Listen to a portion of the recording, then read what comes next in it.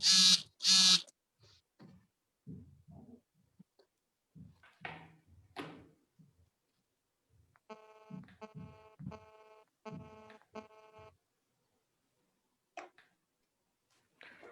Readers club సభ్యులకి స్వాగతం. ఈరోజు అన్ ఈవినింగ్ విత్ ద రైటర్ ప్రోగ్రాంలో మనతో ఈరోజు ఉన్నారు వెంకట్ సిద్ధారెడ్డి గారు. వెంకట్ గారు నమస్కారం. నమస్కారం అండి. హాయ్. వెంకట్ గారు మీకు అందరికీ కూడా తెలుసు, ఆయన రచయిత, సినీ దర్శకులు, producer, publisher. Is that all? Did I cover everything? Right. Venkat గారితో చర్చలో ఈరోజు ప్రభాకర్ గారు ఉన్నారు. డాక్టర్ ఏకే ప్రభాకర్ గారు నమస్కారం సార్. నమస్తే అండి. నమస్తే. ప్రభాకర్ గారు సాహితీ విమర్శకులు. మణి వడ్లమాని గారు నమస్తే. మణి గారు. మణి గారు రచయిత్రి, మంచి పాఠకురాలు. అయితే ఇవాళ ఈ ఎడిషన్ 10 ఇది ఈరోజు సోల్ సర్కస్ గురించి, వెంకట్ గారి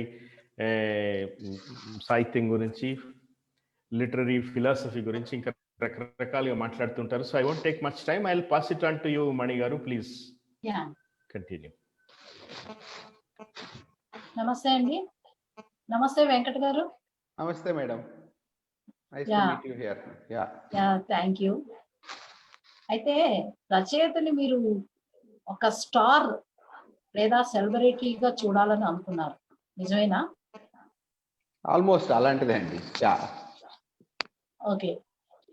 సో రెండోది ఏంటంటే, మీరు సాహిత్యానికి సినిమాకి పాతకాలంలో లాగా మళ్ళీ ఇప్పుడు ఒక బ్రిడ్జ్ వేయాలని చూస్తున్నారు.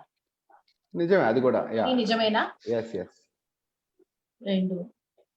మూడోది, రైటర్స్ అంటే సంచి భుజాలు తగిలించుకుని ఓ లాల్చి పైజామా వేసుకుని తిరిగే లాంటి వ్యక్తులు కాదు. అది కూడా ఇవాళ రేపు మారుతున్న ఏమంటారు సొసైటీలో వాళ్ళు కూడా ఒక ఫ్యాషనబుల్ గా, ఇప్పుడు యంగ్స్టర్ మాటలో చెప్పాలంటే ఫ్యాషనబుల్ గా ఉండాలని మీరు అనుకుంటున్నారు. అది కూడా నిజమేనా? అలా ఏం కాదండి. అంటే అది ఒక క్లీషేడ్, అంటే సంచి తగిలించుకొని ఉండే రైటర్ అయితే నేనైతే చూడలేదు లాస్ట్ 20 years లో. అది ఒక మనం క్లీషే ఇమేజ్ మనం సృష్టించింది. సో అలానే కాదు, కానీ ప్రతి ఒక్కరూ అంటే ఎలాంటి వాళ్ళైనా రాయొచ్చు. దానికి ఒక క్వాలిఫికేషన్ ఏ లేదు, భాష వచ్చి ఉండాలంతే. దానికి గొప్ప క్వాలిఫికేషన్లు అవసరం లేదనేది నా ఉద్దేశం అంతే. సో అలాంటప్పుడు ఒక సాఫ్ట్వేర్ ఇంజనీరు రైటర్ అవ్వచ్చు, ఎలాంటి వాళ్ళైనా రైటర్ అవ్వచ్చు. ఇంకొకటి, మీరు మొట్టమొదటిగా రాసిన కథ అని అంటారు సోల్ సర్కస్, కాకపోతే అంతకు ముందు వేరే వెంకటేశ్వర రెడ్డి పేరుతోటి రాశారు కథలు. ఆ కథల కన్నా సోల్ సర్కస్ ఎందుకు పాఠకుల్ని దగ్గరగా చేసింది అనుకుంటున్నారు మీరు? అంటే ఒక నిమిషం, ప్రతి ఒక్కళ్ళు కూడా ఐడెంటిఫై చేస్తున్నారు. అందులో వాక్యాలని చందు తులసి అయితే అంటాడు, కొటేషన్స్ గా యూజ్ చేసుకోతగ్గ వాక్యాలు. అంటే పువ్వుల సువాసన కావాలి, పుల్లలతో సావాసం కావాలి. చిత్వాన్ ఆ చిత్వాన్ గురించి అది ఒకటి చెప్పండి. అంటే నేను ఇంకా మిమ్మల్ని 2 ప్రశ్నలు వేసేసి నేను ప్రభాకర్ గారికి ఇస్తాను. అలాగే కస్తూరి పూలు ఒకటి చాలా, ఇంకా స్టిల్ ఇప్పుడు మొన్న ప్రణయ్ ఆ అమ్మాయి వాళ్ళది కూడా ఇంచుమించుగా అదే లైన్ లో నడిచింది. ఏంటి మన దేశంలో ఇలాంటి పరువు హత్యలు, నిజం చెప్పాలంటే పరువు హత్యలు, అది మిమ్మల్ని బాగా కదిలించింది. మిమ్మల్నే కాదు, చదివిన పాఠకులను కూడా బాగా కదిలించింది. అందులో నేను కూడా ఒకదాన్ని. అది మీకు ఎలా ఏదైనా సంఘటనలు చూసారా, మీరు అంటే ఎవరైనా విని అనుభవించారా అన్నదానికి చెప్పండి. నాది లవ్ మ్యారేజ్, కొంచెం ఇంట్లో ఒప్పించాల్సి వచ్చింది కాబట్టి, అంటే మరీ అంత కష్టమైంది ఏం కాదు. అంటే ఇద్దరం అప్పర్ కాస్టే కాబట్టి ఒప్పించడం పెద్ద కష్టం కాలేదు. అదే డెఫినెట్లీ అది కాకుండా ఉండుంటే చాలా పెద్ద గొడవలు అయ్యింది. అంటే నేను మా పేరెంట్స్ని తప్పు పట్టడం కాదు, లేకపోతే అవతల పేరెంట్స్ని, అవతల వాళ్ళ ఫ్యామిలీని కాదు, కానీ బట్ ఇంకా అలాగే ఉందండి. ఒకటి ఏంటంటే మనం ప్రేమకి లవ్ మ్యారేజ్ అనే దానికి ఇచ్చిన ఆ, ఒక పెద్ద కలర్, నిర్వచనం. అంటే నిర్వచనం మన సినిమాల్లోనూ దానికి ఇచ్చిన ఒక యా పెద్ద ఇంపార్టెన్స్ చాలా. అంటే అందరం ప్రేమిస్తాము, అందరం ఇది చేసుకుంటాం, కానీ అది కాదు అనే దానికి మెయిన్ రీజన్ నాకు తెలిసి ఈ కట్నం అనే ఒక one of the main reason. ఇప్పుడు నాకు కూడా మా ఇంట్లో అలా జరిగినప్పుడు వన్ ఆఫ్ ది రీజన్స్ ఏమై ఉంటుంది, మా పేరెంట్ నేను అప్పుడు మంచి సాఫ్ట్వేర్ జాబ్ చేస్తున్నాను, అవును ఆ దాంట్లో మంచి కట్నం వస్తుందని ఉంటుంది కదా ఎవరికైనా. అంటే కానీ చిన్నగా అలాంటి స్ట్రక్చర్ ఒకటి మారుతోందిలేండి. సో ఇప్పుడు మారుతోందండి. ఒక 15 years లో డెఫినెట్లీ అదైతే మారింది, అందులో డౌటే లేదు.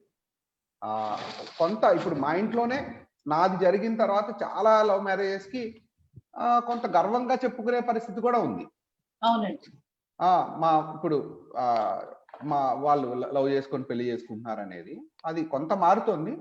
బట్ స్టిల్ అంత దగ్గర కూడా అన్ని దగ్గరలో అలాంటి మార్పు వస్తే చిన్నగా మారుతుంది డెఫినెట్లీ. కానీ ఈ మధ్యలో ఈ పరువు హత్యలు జరగడం అనేది అది డెఫినెట్లీ నేను మొన్న రాశాను కూడా. ఏది మొన్న జరిగినప్పుడు ప్రణవ్ది కాదు, దాని తర్వాత అవును నడురోడ్డు మీద కూడా చంపారు రీసెంట్ కదా, గా అయింది. జరిగినప్పుడు అందులో అతను వాళ్ళ ఫాదర్ కూడా చెప్పాడు. వాళ్ళ ఫాదరో లేకపోతే ఆ అమ్మాయి వాళ్ళ మేనమామ ఎవరో చెప్పారు, మేము చాలా రోజుల పాటు మా కాలనీలో తలెత్తుకులేకపోయాం అనేది. అది నిజం. ఒకటి అందులో రెండు విషయాలు ఏంటంటే, అందరూ మన గురించే మాట్లాడుకుంటున్నారు అనేది మనకు లేని ఒక ఎక్కువ ఇంపార్టెన్స్ మనం క్రియేట్ చేసుకోవడం. రెండోది పక్కనున్న జనాలు కూడా అలాగే ఉన్నారండి. వీళ్ళ కూతురే లేచిపోయింది అని వాళ్ళ ముందే అనేంత పరిస్థితి కూడా ఉంది. ఇవన్నీ కూడా కారణాలు. బట్ అలా జరగకపోతే బాగుంటుంది డెఫినెట్లీ. ఎవరి జీవితాలు వాళ్ళు చూసుకుంటే చాలా సంతోషంగా ఉంటుంది. ఇంకా చిత్వాన్ స్టోరీ అంటే ఇంకా అది ఆబ్వియస్లీ నేను రాసింది కాదు, అది it just came because of various experiences in my life. అది నన్ను రాపించింది కాబట్టి. అంతకుముందు అన్ని నేను ఇలా రాస్తే పబ్లిష్ అవుతుంది, ఈ క్రైమ్ స్టోరీ కాంపిటీషన్ కి మనం అటెంప్ట్ చేస్తే ఒక క్రైమ్ స్టోరీ రాస్తే వస్తుంది, అలా కాదు. Soul Circus it wrote me, so I didn't write Soul Circus. So అది డెఫినెట్లీ ఒక స్పెషల్ స్టోరీ అవుతుంది. కేకే ప్రభాకర్ గారు మీ కథల్ని, సోల్ సర్కస్ కథల్ని మొత్తం ఆయన ముందు మాట రాశారు కదా, అది రాసినప్పుడు సోల్ సర్కస్ కథనే ఆయన సోల్ సర్కస్ కథ కంటే ఇంకా దాన్ని మించిన వ్యాసం రాశారు ఆయన. చాలా సంతోషం ఇస్తుంది నాకు. అదే అది ఆయన రాసింది చదివినప్పుడు నేను వెళ్ళి హంపీకి వెళ్ళినప్పుడు నాకు చిన్న అనుభవం అయింది. అది నేను తర్వాత చెప్తాను. ఇప్పుడు ఏకే ప్రభాకర్ గారు వారు మీ కథల గురించి మొత్తం మొదటి పేజీ నుంచి చివరి పేజీ వరకు చాలా విశ్లేషణగా చాలా బాగా రాశారు. నేనైతే చాలా విమర్శ అయిపోయాను ఆయన విశ్లేషణ చదివి మీ కథల మీద. సో ఇప్పుడు వారు మనతో ఉన్నారు, వారు మాట్లాడతారు మీ కథల గురించి. ప్రభాకర్ గారు. Hello sir. సిద్ధారెడ్డి గారు. Good evening. చాలా రోజులు అయింది కలిసి. చాలా రోజులు అయింది సార్. ఇప్పుడు ఆ మధ్య చిన్న పబ్లిషర్స్ తోటి గీతా రామస్వామి గారు ఇంటరాక్షన్ పెట్టారు. చిన్నదే ఉంది సార్, అందరు పబ్లిషర్స్ అందరూ. వాళ్ళు ప్రత్యేకంగా చిన్న పబ్లిషర్ అని పేరు పెట్టుకున్నారు కదా, మీరు చిన్న పబ్లిషరా పెద్ద పబ్లిషరా? మేము ఇప్పుడు మీరు చెప్పాలి. మేము ఇంకా చాలా అసలు ఏమీ చేయలేదని మేము అనుకుంటున్నాం. అంటే ఏమి చేయాలని కూడా కాదు, మేము పబ్లిషర్. ఎందుకంటే ఒక్క సంవత్సరంలో 25 పుస్తకాలు అన్నదే చాలా గొప్ప ఛాలెంజ్ కదా. ఇది ఒక ఛాలెంజ్ గా తీసుకుని మొదలు పెట్టారు కదా. అంటే బుక్ పబ్లిషింగ్, బుక్ రీడింగ్ అనేటువంటిది ఒక సెలబ్రేషన్ లాగా జరగాలని చెప్పేసి అంటున్నారు కదా. దాన్ని సెలబ్రేషన్ అందామా? ఈవెన్ వ్యాపారంలో నిలదొక్కుకోవాలి అంటే books also can be business like any other cinema లాగా. ఇట్లా ఏదన్నా మీకు ఒక ఆలోచన ఉందా ఏంటి అసలు? ఉండాలనేది నా ఐడియా డెఫినెట్లీ. బట్ అది నేను చెయ్యాలనేది నాకు అసలు ఆలోచన కూడా లేదు, ఇప్పటికి కూడా లేదు. అంటే after doing so much and ఇంకో 20 బుక్స్ కూడా వస్తున్నాయి. We have a full lineup, అంటే 50 వరకు లైనప్ ఉంది సార్ మాకు. అంటే ఇంకా ఎక్కువ కూడా ఉన్నాయి. But we are targeting a 50 book. అంటే 2 years లో మే 2019 లో స్టార్ట్ చేసాము. మే 2021కి 50 బుక్స్ అయితే వచ్చేస్తాయి, అందులో డౌటే లేదు. మేము అనుకున్న టార్గెట్ 25 కానీ దాన్ని వి క్రాస్ అండ్ మేము ఇన్వెస్ట్మెంట్ కూడా చాలా తక్కువ actually. If you consider 50 books కావాల్సిన అమౌంట్, దాని తర్వాత 2 సంవత్సరాలు ఒక ఆఫీసు, 4 ఎంప్లాయీస్, 4-5 ఎంప్లాయీస్, ఇవి అన్ని చేయాల్సిన దాంట్లో కంపేర్ చేస్తే ఇది done it in a very minuscule budget. ఒకటే ఏంటంటే ఈ ఇయర్ బుక్ ఫేర్ లేకపోవడం అనేది ఒక పెద్ద దెబ్బ. ఇయర్ బుక్ ఫేర్ ఉండుంటే we would have even turn out to be profitable also. అది జరగలేదు. అయితే మీరు పబ్లికేషన్ లోకి వెళ్ళాక మీ రైటింగ్ ఏమైనా వెనకబడింది అనిపిస్తుందా మీకు? అంటే నేను రైటింగ్ లేదు సార్, నావి 3 పుస్తకాలు వస్తున్నాయి ఇంకొక 3 నెలల్లో. అంటే సినిమా పుస్తకం వచ్చింది, మొదట సినిమా ఒక ఆల్కెమీ అని పర్స్పెక్టివ్స్ ప్రచురించింది, తర్వాత సోల్ సర్కస్, తర్వాత సినిమా కథ అని ఇంకోటి 3 పుస్తకాలు మీ పేరుతో టైటిల్, మీ టైటిల్స్ ఇవి.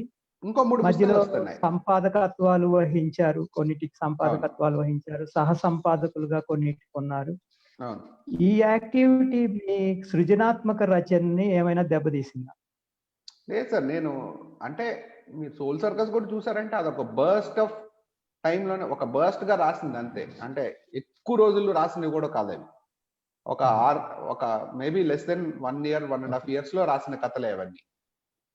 సో ఇప్పుడు కూడా ప్లస్ నేను కంటిన్యూస్ గా ఒక రైటర్ గా ఉండాలి, పెద్ద రైటర్ గా పెంపొందాలని కూడా నేనేం పెద్ద ఆలోచన లేదు కాబట్టి that is not at all effective, because this is not my primary thing. Films are my primary business. కాకపోతే అంటే ఇప్పుడు అక్కడి నుంచి ఫిలిం ఇండస్ట్రీ ప్రయారిటీ అంటున్నారు కదా, అక్కడి నుంచి ఇటు వచ్చినందుకు మీరు అసలు ఎలా మొదలైంది ఈ జర్నీ? అంటే ఒక సాఫ్ట్వేర్ ఎంప్లాయీగా చాలా సంపాదించుకోగలిగి ఉండి యూరోప్ వెళ్ళి యూకేలో ఉండి అక్కడి నుంచి తిరిగి వచ్చి ఇవన్నీ వదులుకుని రావటం అనేటువంటిది ఎక్కడుంది అసలు మీ లైఫ్ లో? అంటే ఏమి వద్దనుకో, అంటే ఏమి కావాలని కోరుకోకపోవడంలో ఉంది. ఏమి వద్దని కోరుకోవటం ఏంటి అసలు? వద్దని కోరుకుంటే ఇదంతా ఉండదు కదా. అంటే మీ క్యారెక్టర్స్ లాగానే మీ సోల్ సర్కస్ లో చిత్వన్, దానిలో మీరు ఆల్టర్ ఈగో అంటారు కదా, అట్లాంటిది ఏదైనా ఉందా? లేకపోతే జస్ట్ అలాంటిదే, అంటే పెద్ద ఆశయాలు ఏమి లేవు. సో అందుకని ఒక ఎండ్ గోల్ అంటే ఏమి లేదు. అందుకే నేను నాకు ఇష్టం వచ్చినన్ని చేస్తుంది. కానీ నాకేమనిపించిందంటే చెప్పండి. అదే అంటే తన వేలో తనకు వచ్చింది చేద్దామని అనుకుంటున్నాడేమో అని అనిపించింది నాకు. దానికోసమే ఇల్లు కట్టేసుకోవాలి, ఓ కార్ కొనేసుకోవాలి, ఇంకా అక్కడికి వెళ్ళిపోతే ఇంకా అల్టిమేట్. అలా కాకుండా తనకి నచ్చిన ఎప్పటికప్పుడు అప్డేట్ అవుతుంటూ తనకు వచ్చిన వాటిల్లో ఇప్పుడు అని అనుకుంటాను నేను. ఇప్పుడు ఫర్ ఎగ్జాంపుల్ సాహిత్యం తీసుకుందాం అనుకున్నాను సార్. అందరూ ఏమడుగుతున్నారంటే నీకెందుకు, అసలు నీకేం సంబంధం, అసలు ప్రచురణలో అసలు అంటే ఇది ఐడియా కూడా ఎవరికి సడన్ గా వచ్చింది కదా అందరి దృష్టిలోకి. కానీ దీని వెనక చాలా కారణాలు ఉంటాయి, నేను ఆలోచించుకున్నాను. ఒకటి ఫస్ట్ ఏంటంటే అవన్నీ నన్ను ఇక్కడికి డైరెక్ట్ చేశాయని కూడా నేను అన్నాను. నాకు అసలు ఈ ప్రశ్నకి నాకు సమాధానం తెలియదు, వై యూ ఇంటూ పబ్లిషింగ్ అనేది. అది లెనిన్ తో మాట్లాడుతున్నాను ఈ మధ్య ఒకసారి, ఇప్పుడు ఒక సంవత్సరం క్రితం లెనిన్ దన్సెట్ తో మాట్లాడుతుంటే అతను నాకు కరెక్ట్ అయిన సమాధానం చెప్పాడు అనిపించింది. మీరు చేయట్లేదు ఇది, the time has chosen you, అంతే. You have not chosen to do this, లేకపోతే ఇంత సడన్ గా ఎందుకు వచ్చింది అనేది. కానీ అలా ఒక రకంగా కరెక్టే, definitely the time has chosen us to do this and to show to the world that book publishing ఇది అంత కష్టమైన, చాలా బాధాకరమైన, అసలు వాళ్ళు డబ్బులు ఇవ్వరు, మన సొంతంగా డబ్బులు వేసుకోవాలి, ఇలాంటి ఒక చాలా దిగులుగా చెప్పుకునే ఒక అంశం ఏం కాదు. చాలా పద్ధతిగా చేసుకుంటే దీంట్లో ఒక బిజినెస్ మోడల్ ఉంది. అట్లీస్ట్ కోట్లు సంపాదించిపోయినా మన డబ్బులు మనం తెచ్చుకునే మార్గాలు అయితే ఉన్నాయనేది ప్రూవ్ చేసే ఒక ప్రాసెస్. కానీ దానికంటే ముందు నేను అసలు యూకే నుంచి తిరిగి వచ్చింది సినిమాల కోసమైనా, నేను చేసిన మొట్టమొదటి పని పుస్తకం పబ్లిష్ చేయడం. సత్యజిత్ రేది సినిమాలు మనవి వాళ్ళవి పుస్తకాన్ని పబ్లిష్ చేశాను. సౌమ్యతో కలిపి ఆ, విబి సౌమ్యతో వివి సౌమ్యతో కలిపి అది పబ్లిష్ చేసాం. అది పబ్లిష్ చేసినప్పుడు కొంత డెఫినెట్లీ దెర్ ఈస్ ఏ ఆ రోజు అనుభవాలు నాకు చాలా చేదు జ్ఞాపకాలు ఉన్నాయన్నమాట. ఓ అంటే మనకి ఏం తెలియదు, ఒక ఆల్మోస్ట్ ఒక 7-8 ఇయర్స్ అసలు ఈ దేశంతో సంబంధం లేకుండా కొంత నాలెడ్జ్ అది పెంచుకొని ఇక్కడికి వచ్చి, అరే ప్రపంచంలో ఏ దేశంకి వెళ్ళినా ఇన్ని సినిమా పుస్తకాలు ఉన్నాయి, మనకి సినిమా పుస్తకాలు లేవేంటని మనం ఇక్కడికి వచ్చి ఓరియంట్ లాంగ్మెన్ వాళ్ళతో మాట్లాడి వాళ్ళ దగ్గర నుంచి వాళ్ళకి డబ్బులు కట్టి పర్మిషన్ తీసుకొని సౌమ్య చేత రాపించి, ఆ తర్వాత నేను దాన్ని ఎడిట్ చేసి మన సొంత డబ్బులు పెట్టుకొని ఇంకా కొంతమందిని అడిగి డబ్బులు తీసుకొని పబ్లిష్ చేస్తే దీన్ని కొనేవాడే లేడు, దీన్ని అమ్మేవాడే లేడు అని నేను ఫీల్ అయ్యాను.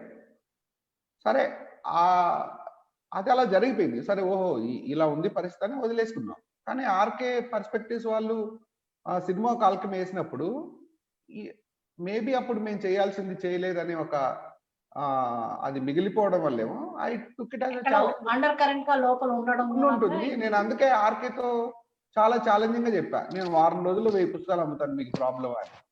ఆర్కే నమ్మలేదు. అమ్మాము. సో వారం 10 రోజుల్లోనే మేము 1000 పుస్తకాలు అమ్మేశాం. సో అదొక కాన్ఫిడెన్స్ ఇచ్చింది. ఆ కాన్ఫిడెన్స్ ఇచ్చింది ఇంకొకసారి ఏమైంది, మళ్ళీ అప్పుడు కూడా మేము పట్టించుకోలేదు పబ్లిషింగ్ గురించి. అమ్మగలిగాం, ఓ మనం కరెక్ట్ గా పబ్లిసిటీ చేసి జనాలకి తీసుకెళ్ళగలిగితే, అంటే ఆబ్వియస్లీ అది మంచి పుస్తకం అవ్వాలి. ఎంత పబ్లిసిటీ చేసినా నలుగురు వెంటనే తేల్చేస్తారు అందులో ఏం లేదని. ఇలా అనుకుంటున్నప్పుడు బుక్ ఫేరు ఈ గురించి డిస్కషన్లు వచ్చినప్పుడు అసలు మనమే ఒక జనాలకు లవ్ స్టోరీ లేదు, ఎంట్రీ పాయింట్ లిటరేచర్ లేదు, వాళ్ళు చదవాలనుకుంటే ఏదో సీరియస్ పుస్తకం తప్ప అసలు వాడు చదవాలని ఇంట్రెస్ట్ కల్పించే పుస్తకం లేదు. Why don't we write love stories అని ఒక రాత్రి వచ్చిన ఐడియా తోటి కింద ముడ్పర్లో వేసాం. అప్పటికీ మాకు పబ్లిషింగ్ ఐడియా లేదు. అయితే ఈ జరిగిన దాంట్లో నేను వింటున్న కామెంట్స్ ఏంటంటే, సినిమా బుక్ కాబట్టి అమ్మాడు, రానా వచ్చాడు కాబట్టి అమ్మాడు, లవ్ స్టోరీ కాబట్టి అమ్మాడు, దాని మీద న్యూడ్ పిక్చర్ కాబట్టి అమ్మాడు. ప్రతిసారి జరుగుతున్నది ఒక మార్పు జరుగుతోంది, ఒక పాఠకులు ఏదో కోరుకుంటున్నారు, వాళ్ళకి ఇవ్వాల్సింది మనం ఇవ్వట్లేదు అనే ఆ గమనింపు వీళ్ళలో లేదు. ఎంతసేపు ఆ నెగిటివిటీ ఏంటంటే, ఇది కాబట్టి అమ్మాడు, అది కాబట్టి అమ్మాడు, ఇది అమ్మి చూపించండి.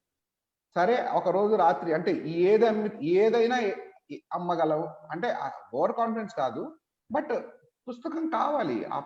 ఒక అన్ని రకాల పుస్తకాలు వేసి చూపిద్దాము అనుకుని ఒక 25 పుస్తకాలు వేద్దామని దిగాము. ఇప్పుడు ఒక 50 వేస్తున్నాము. నా తర్వాత we don't know whether will continue. I'm sure I will not continue with this. Okay, మనం పుస్తకం గురించి మాట్లాడుకుందాం కాసేపు. పుస్తకం లేదా పుస్తకం చుట్టూ ఉన్నటువంటి అంశాల గురించి మాట్లాడుకుందాం. సోల్ సర్కస్ కథ కానీ సోల్ సర్కస్ పుస్తకం కానీ బయటకు వచ్చినప్పుడు కొత్త గొంతు, కొత్త భాష, కొత్త వ్యాకరణం స్టోరీకి, కొత్త డిక్షన్, కొత్త రచయిత.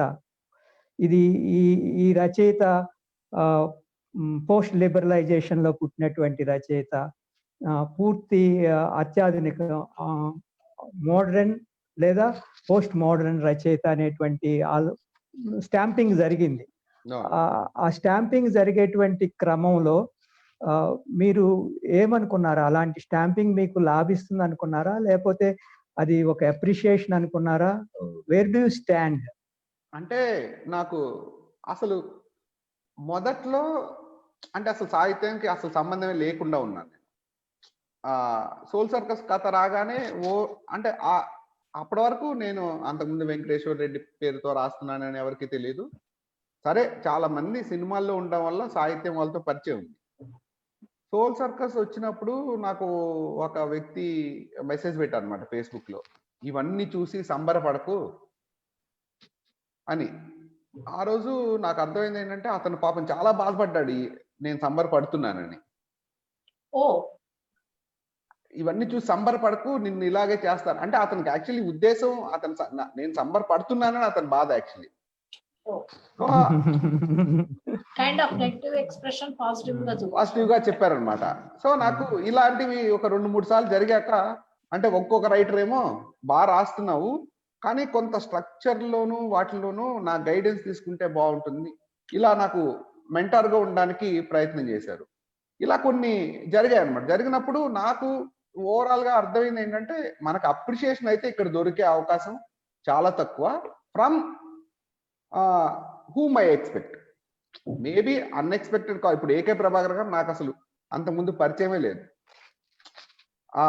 నేను ఆయన ఎవరో నాకు తెలియదు, నేను ఆయనకు తెలియదు. కానీ ఆయన నా గురించి రాసినప్పుడు ఓకే, దీని real recognition it will come from unknown circles అని నాకు అర్థమైంది. అలా అన్నోన్ సర్కిల్ నుంచి వచ్చినా కూడా మనకేమవుతుందంటే, ఇప్పుడు నాకు ఏకే ప్రభాకర్ గారు పరిచయం.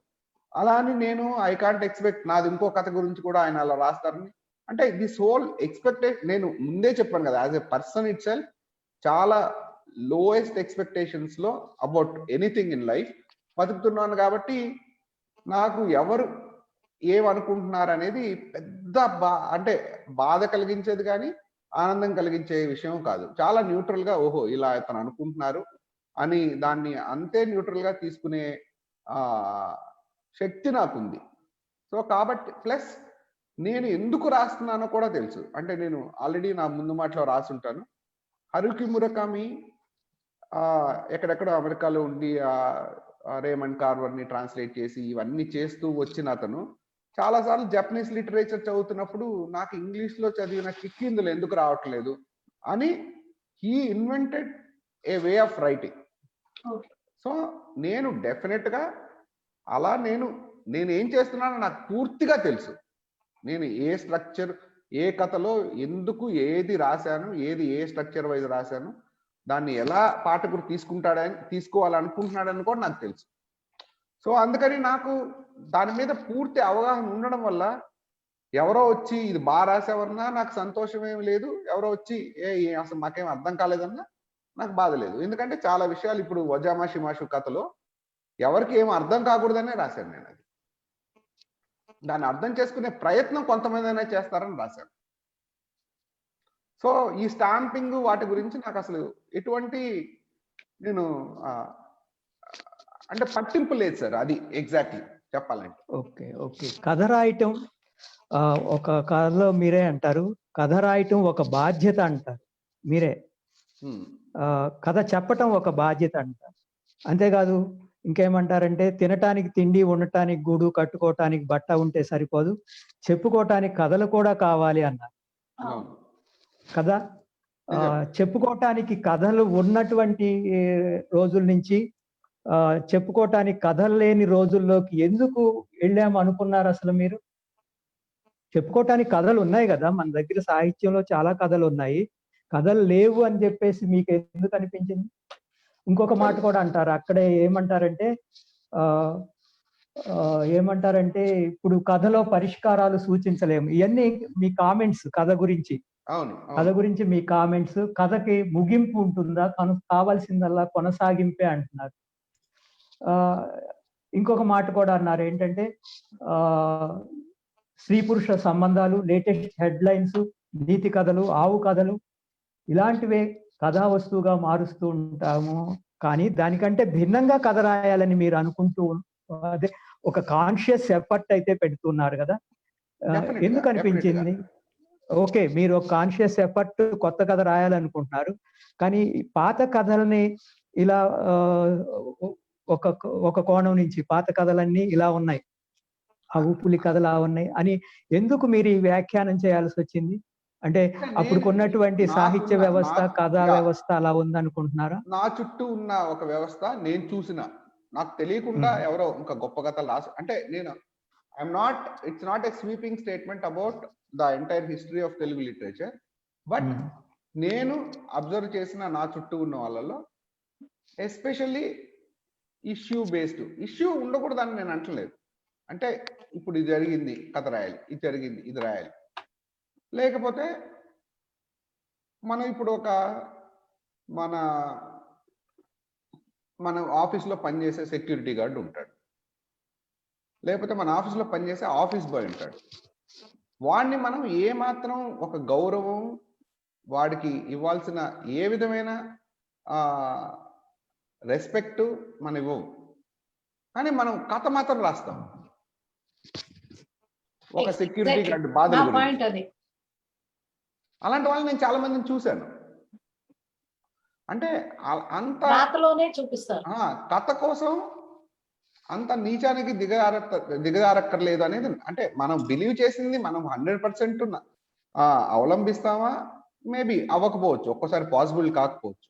బట్ అది ఎంత శాతం నీలో ఉంది, కథ కోసం నువ్వు విలువలు వీటి గురించి మాట్లాడక్కర్లేదు అనేది నేను గట్టిగా నమ్మి, నేను ఏదైతే ఒక దానికి ఎఫెక్ట్ అయ్యానో, ఒక దానికి బిలీవ్ చేస్తున్నానో దాని గురించే నేను రాయాలనేది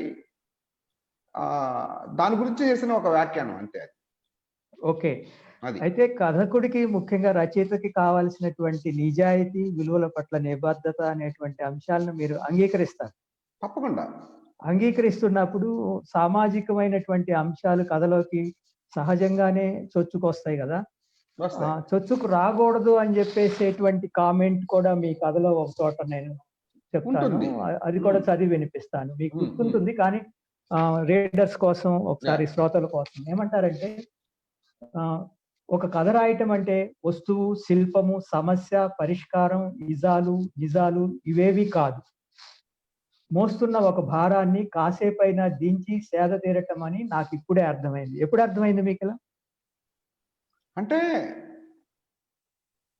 ద ట్రూ స్టోరీ అంటే ఒక పాఠకుడిని ఏది కదిలిస్తుందంటే, ఆ పాత్ర ఒక సమస్యని అతన్ని ఎలా ఎఫెక్ట్ చేసింది, లేకపోతే ఆ సమస్య అతని వల్ల ఎలా సృష్టించబడింది, లేకపోతే ఆ సమస్య అతన్ని ఎలా సృష్టించింది అనే దాన్ని బట్టి చదివే పాఠకుడికి దాని ఇంపాక్ట్ ఎక్కువ ఉంటుంది.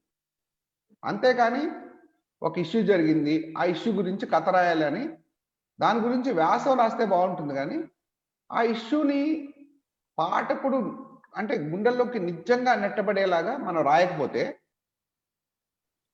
వేస్ట్ అంటున్నాను నేను. ఇప్పుడు అది నిజమే. కానీ అసలు ఇప్పుడే మీరు ఒక మాట అన్నారు, ఇష్యూ జరగగానే దాని గురించి రాయకూడదు అంటే.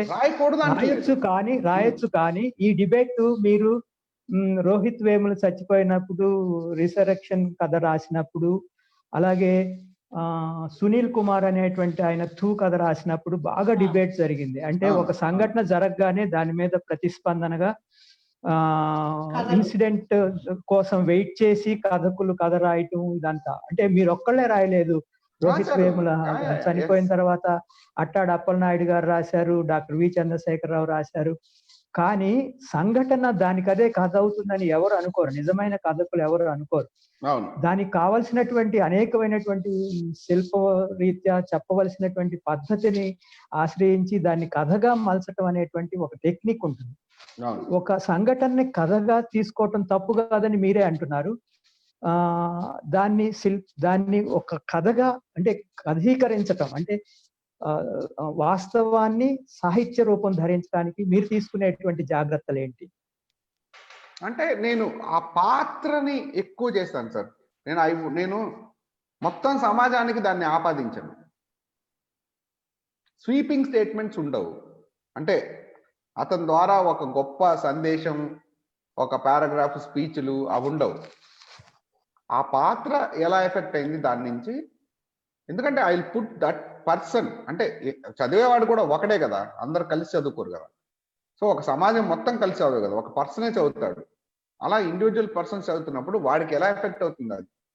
సో అందుకని ఆ పర్సన్ ఎంత దానివల్ల ఎఫెక్ట్ అయ్యాడు అనేది మనం ఎంత డీప్ గా రాయగలిగితే అంత బాగుంటుంది అనేది నా ఉద్దేశం. నా కథల్లో అందుకే అందరూ ఇప్పుడు మీ జ్వాలాగైతం తీసుకున్నా మీరు ఆ పాత్రలు ఎందుకు గుర్తుంటాయంటే బికాస్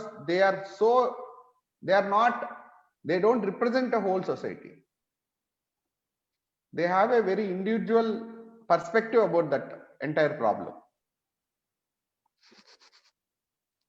అంటే అప్పుడు ఒక వ్యక్తిని కేంద్రం చేసుకుని ఆ వ్యక్తి చుట్టూ ఉన్నటువంటి ఒక సంఘటనకు సంబంధించినటువంటి అనేకమైనటువంటి సామాజికమైనటువంటి అంశాలు, రాజకీయ అంశాలన్నీ కూడా వస్తాయి. ఇప్పుడు మీరు ఈ కథ రాశారు, ఏది ఇందాక మీరే పేర్కొన్నారు కదా, ఒజామా షిమాసు అనేటువంటి కథ. అది అది సమాజంలో ఉన్నటువంటి కులం ఒక పెద్ద పర్వతం లాగా నెత్తి మీద ఎలా కూర్చుంటుంది, దాన్ని దించుకోవటం ఎలాగో, దాన్ని మొయ్యటం ఎలాగో, ఆ భారం ఇవన్నీ కూడా చెప్పారు కదా. It is a social phenomena. ఆ సోషల్ ఫినామినాని బాలరాజుకి తీసుకొచ్చారు కదా. అట్లాగే ఇందాక మణి గారు చెప్పినటువంటి కథ, అదేంటి కస్తూరి పూలు, దానికే వేరే టైటిల్ పెట్టారు మీరు పుస్తకంలోకి వచ్చేసరికి. అక్కడ కూడా బాలరాజు ఉన్నాడు, ఇక్కడ ఒక బాలరాజు ఉన్నాడు. ఈ బాలరాజులు ఇలా చనిపోవాల్సిందేనా అనేటువంటి ఒక ఆలోచన జరుగుతుంది కదా. ఈ బాలరాజులు చనిపోవటానికి కారణమైనటువంటి పరిస్థితుల్ని స్పృశించకుండా కేవలం బాలరాజులు చనిపోతున్నారు అని చెప్పటం వలన ఏం ఉపయోగం? బాలరాజులు చనిపోతున్న పరిస్థితులన్నీ నేను చెప్పాను అందులో, ప్రతి దాంట్లో. ఇప్పుడు వజామాషి మాషుల్లో కూడా నేను చెప్పినట్టు, అంటే నాకున్న వజామాషి మాషు చాలా మందికి అర్థం కాలేదు ఇలాంటిది. అసలు ఆ కథ వెనక ఉన్న ఒక చిన్న నేపథ్యం చెప్తాను. చెప్పండి. నేను యాక్చువల్గా ఆ కథ నేను చదవలేదు. చాలా మందికి అది అంటే చిన్నది ఏంటంటే చిన్న పరిచయం ఏంటంటే, 5 మిత్రులు ఉంటారు. 5 మిత్రులు ఇంటర్మీడియట్ టైంలో అయిపోయే టైంలో కలుసుకుంటారు. అప్పుడు ఒకడేమో ఇంజనీరింగ్ చదివి ఎంసెట్ రాసి ఇంజనీర్ చేయాలనుకుంటాడు. ఇంకోటి ఏదో వ్యాపారంలోకి ఉందాను అనుకుంటాడు. ఇంకోటికి ఏం చేయాలో తోచదు. ఇంకోడేమో నేను ఇక్కడ ఆగిపోతానంటాడు. ఇంకొకడు మాత్రం నెత్తి మీద పెద్ద పర్వతాన్ని మోసుకుని తిరుగుతున్నాడు అంటే ఓకే. దెన్ ఇదే ఈ పర్వతం ఏంటి, ఈ పర్వతం కులమే అని చెప్పేసి తర్వాత తెలుస్తూ ఉంటది. శబ్దం చేయని నిశ్శబ్దమైనటువంటి రక్త ప్రవాహాలు ఆ కొండ మీద ప్రవహిస్తున్నాయని చెప్పేసి చాలా సింబాలిక్ గా, యాక్చువల్ ఇట్ ఈస్ మ్యాజిక్ రియలిజానికి దగ్గరగా ఉండేటువంటి అబ్సర్డ్ కథ, అసంబద్ధమైనటువంటి కథ.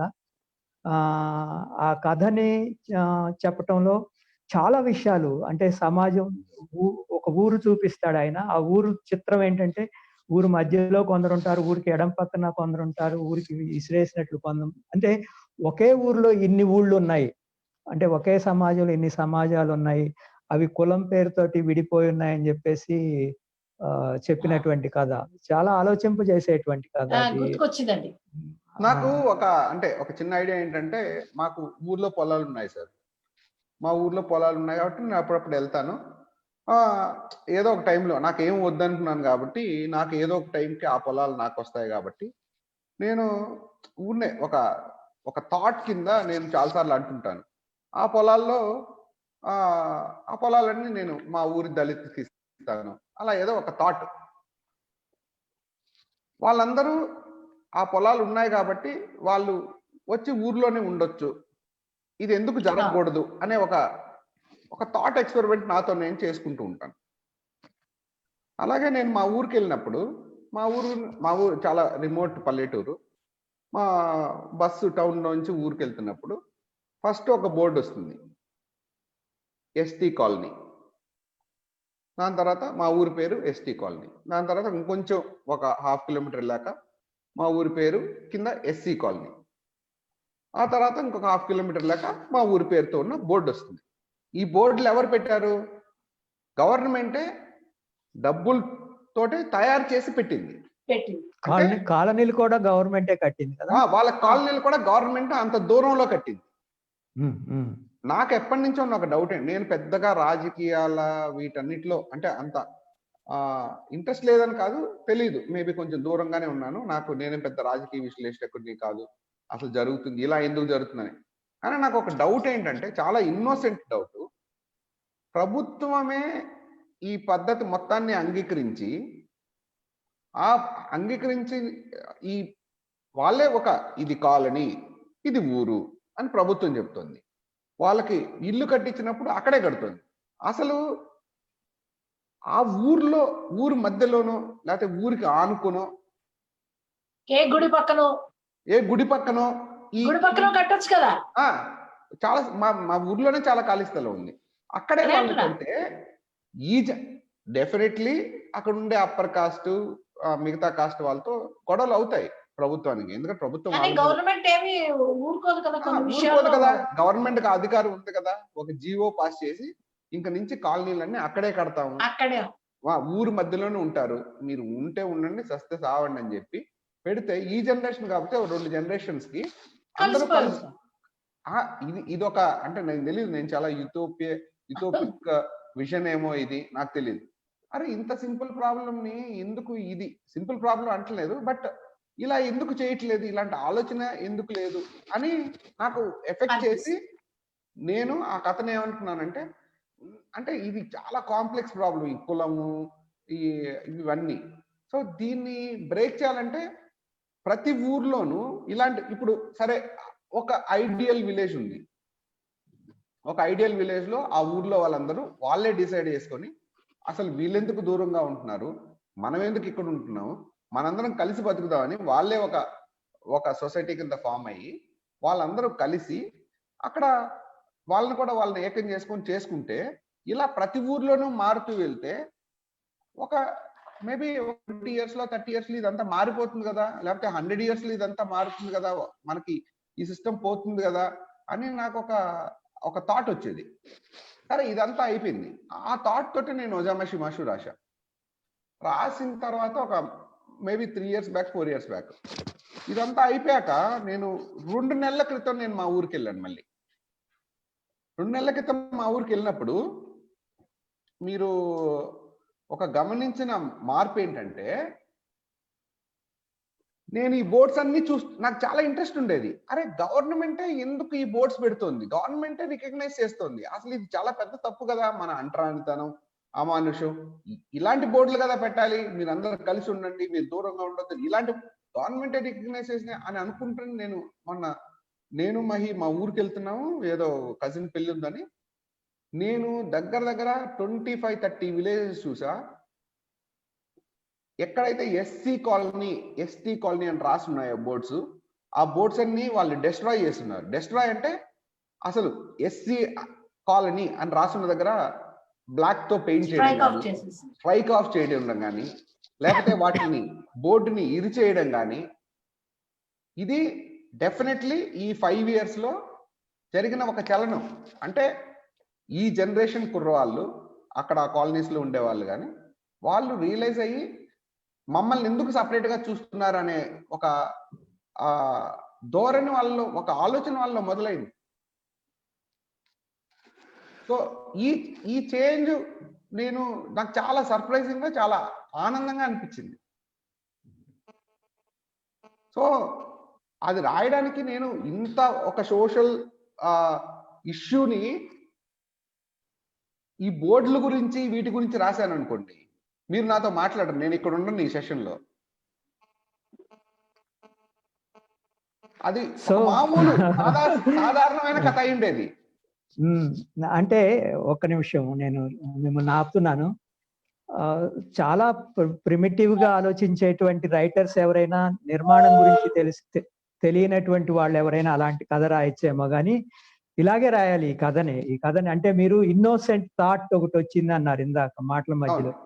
యాక్చువల్లీ ఆ ఇన్నోసెంట్ థాట్, అది ఇన్నోసెంట్ థాట్ కాదు. ప్రతి ఇన్నోసెంట్ థాట్ కి ఒక రాజకీయమైనటువంటి నేపథ్యం ఉంటుంది. Actually you wrote a political story అని నేను అనుకుంటున్నాను.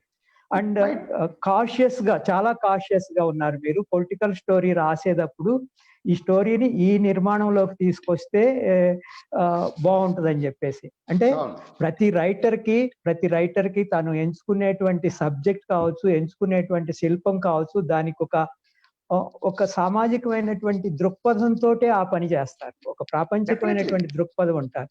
ఈ దృక్పథాలను తిరస్కరించేటువంటి మాటలు కూడా పుట్టాయి మీరు ఈ స్టోరీలు రాస్తున్నటువంటి టైంలో.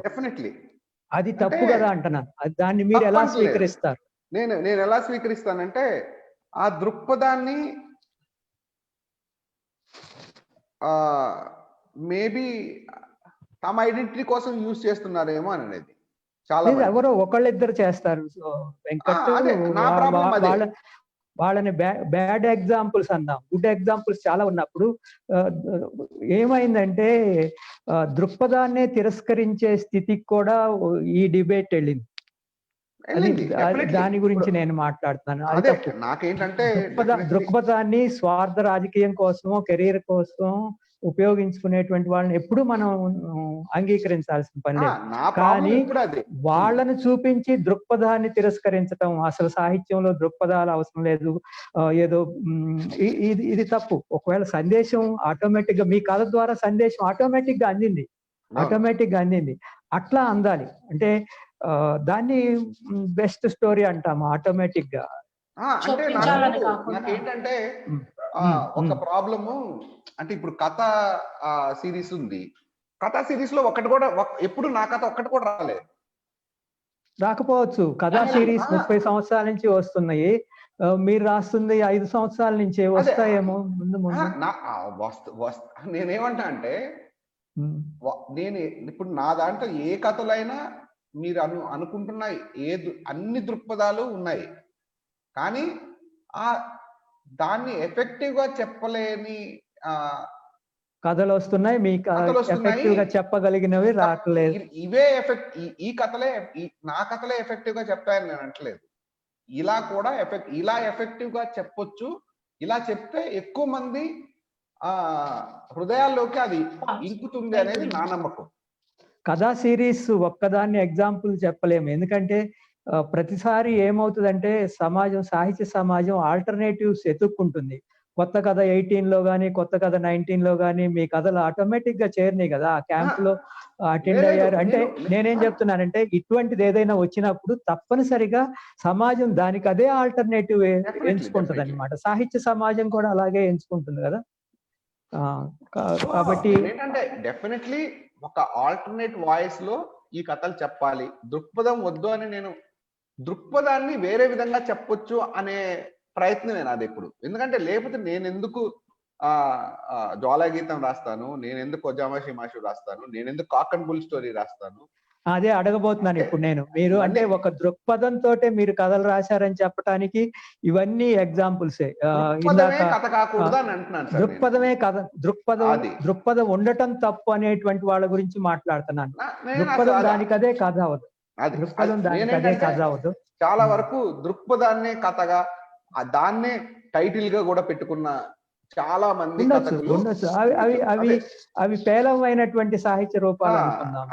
ఇప్పుడు మీరు ఇందాక కస్తూరి పూలు కావచ్చు, లేకపోతే ప్రేమ మరికొన్ని ఆలోచనలు కావచ్చు, రోహిత్ వేముల ఆత్మహత్య నేపథ్యంలో వచ్చినటువంటి కాదు, అలాగే ఎద్దు మాంసము, చికెన్, కాక్ అండ్ బుల్, ఇది కంప్లీట్ గా టుడే స్టోరీ, ఈ రోజు అవసరమైనటువంటి స్టోరీ కాక్ అండ్ బుల్ అనేటువంటిది. అంటే వర్తమానంలో ఉన్నటువంటి సామాజిక అంశాలు, రాజకీయ అంశాలు మనకు ఒకవేళ రాకుండా ఉంటే అది తప్పేమో అనిపిస్తుంది నాకు.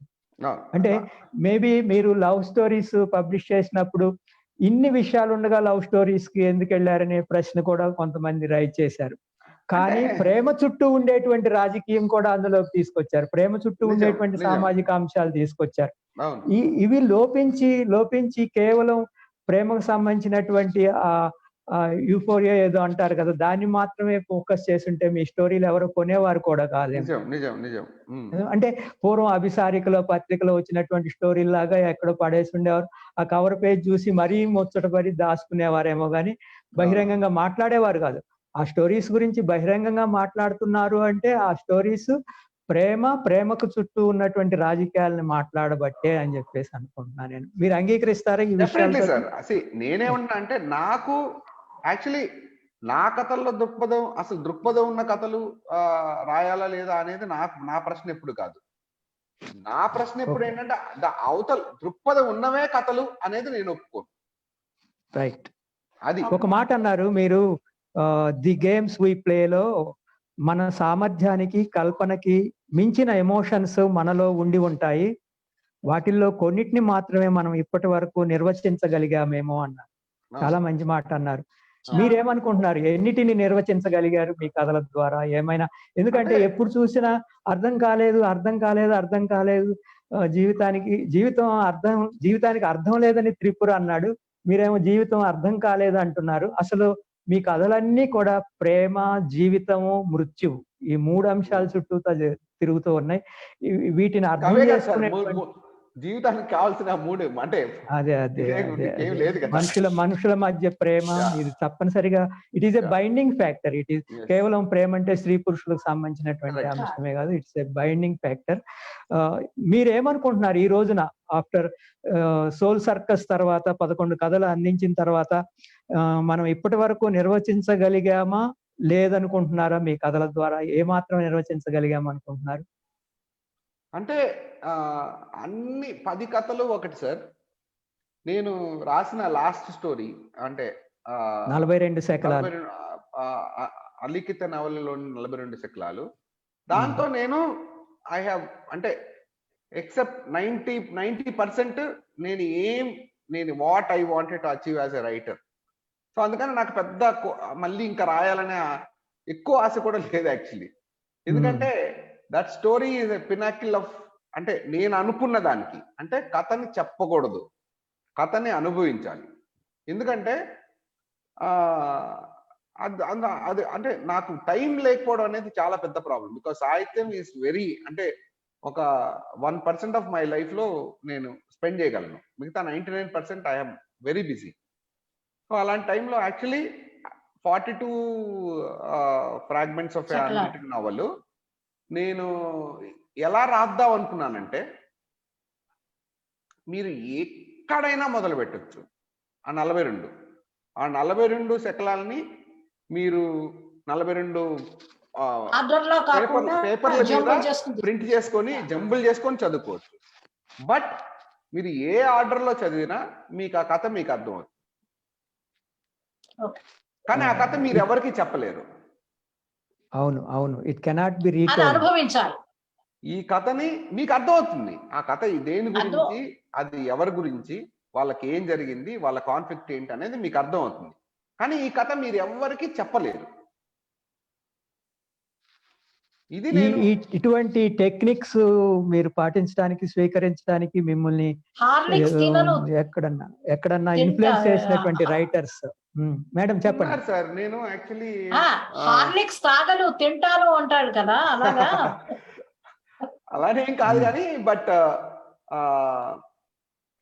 వన్ ఆఫ్ ది థింగ్స్ అంటే నాకెప్పుడు ఇలానే ఎందుకు ఉండాలి అంటే, నేను నిజంగా చెప్పాలంటే ఒక త్రిపుర గారు, ఒక కాశీపట్ల, ఇలా చాలా వెరీ రేర్ స్టోరీస్ తప్పితే, కంటన్ రాధాకృష్ణమూర్తి గారు